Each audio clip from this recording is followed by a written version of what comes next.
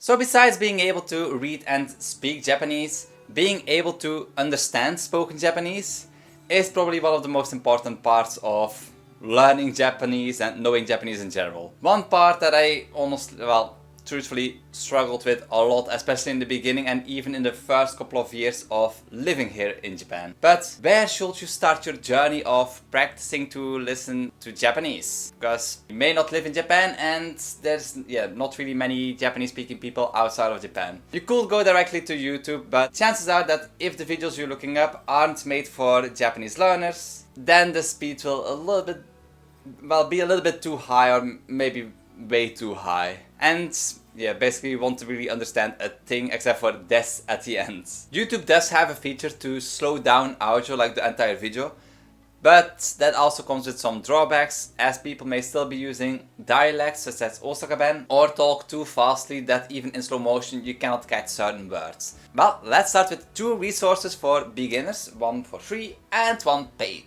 Let's start with a good free option to have some Japanese language listening practice. And for that I would suggest Japanese Pod 101. Yes, they have paid stuff, paid content, but they have a lot of free stuff that is being spoken at a nice pace that, for beginners especially, it's very easy to listen to. And I know, if you have been learning Japanese for some time, they're basically everywhere with promotions everywhere and all the things going around it. But it is really one of the better resources for beginners. And it really helped me in the beginning to get up and running with understanding more Japanese. Because my first year studying Japanese, even basic phrases, I had trouble understanding them. So yeah, to me they were a very helpful resource, especially in my first years. And if you are relatively new to studying Japanese or practicing listening in general, then Japanese Pod 101 will really get you quite far into your Japanese studying journey. The paid option is one that many people may know, and if you studied other languages then you probably have heard about them as well, because they have their courses in all kinds of languages. It's Pimsleur Japanese. Their course is quite old at this moment, but I would still recommend it, as I went through it in the very beginning and a couple of years ago. And it did help a lot, even the second time when I listened to it. Not only is it for like listening practice, but it's also for speaking practice and pronunciation. Something I'm quite bad at with English. What Pimsleur tries to do is actually kind of nice. They try to teach you Japanese in general with just audio lessons. And yeah, it is a little bit pricey, but there's a good amount of value to be gained from the courses, from the whole lesson series. If you grew past the point of something like Japanese Pod 101 or Pimsleur, I'd recommend starting to watch some Japanese kids shows. And I'm not talking about anime in general, but actual like shows made for kids. People hate me for saying that. The speed at which is being talked in kids shows will be a little bit faster than the other things that you've been seeing normally, and more natural tones, which will give you kind of a nice challenge to practice your listening and understanding of Japanese. Another good thing to do is talk with more Japanese people, like directly. And yeah, again, this might be difficult if you don't live in Japan and abroad, not many Japanese people. But speaking with Japanese people may become very easy thanks to my sponsor, la. I'm kidding, I'm not sponsored by anybody yet, but using those kind of services to get a Japanese speaking practice partner could help.